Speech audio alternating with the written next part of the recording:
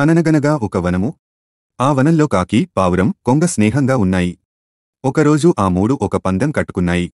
వనంలో అవి ఉన్న స్థలం నుంచి దాదాపుగా ఓ కిలోమీటర్ దూరాన ఉన్న కొబ్బరి చెట్ల దగ్గరికి చేరాలి. ఎవరు ముందుగా చేరితే వారు పందెంలో నెగ్గినట్లు.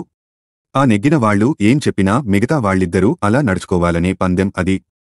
కాకి, పావురం, కొంగ నిర్ణీత స్థలం నుంచి ఆకాశ మార్గాన ఎగురుతూ వచ్చాయి. కొంగ ఎంతగా రెక్కలు అదిలించిన కాకిని, పావురాన్ని దాటలేక చాలా దూరం వెనుకబడింది. పావురం మిత్రమా, మనం అతి వేగంగా చాలా దూరం ఎగిరి వచ్చాం. కొంగ మనల్ని దాటిపోవడం అసంభవం. కాసేపు మనమిద్దరం ఆ చెట్టు కొమ్మల చాటున కూర్చుని కబుర్లు చెప్పుకుందాం అంది కాకి. సరే, అది వచ్చేలోపు మనం గమ్యం చేరుకోలేమా అంది పావురం. ఆ రెండు పక్షులు చెట్టు మీదకి పోయాయి. ఏవేవో కబుర్లు, ఊసులు చెప్పుకోవడంలో మునిగిపోయాయి. కొంగ నెమ్మదిగా ఎగురుకుంటూ కొలను గట్టున ఉన్న కొబ్బరి చెట్లను చేరుకుంది ప్రశాంతంగా.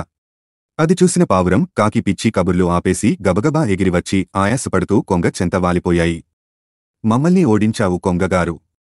మా పిచ్చి కబుర్లు, ఊసులే కొంపలు ముంచాయి. ఏకాగ్రతగా వచ్చి విజయం సాధించావు.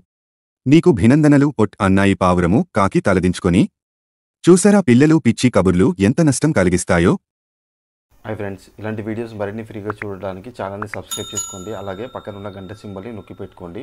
ఏదైనా వీడియో అప్లోడ్ చేయగానే మీకు నోటిఫికేషన్ అనేది వస్తుంది.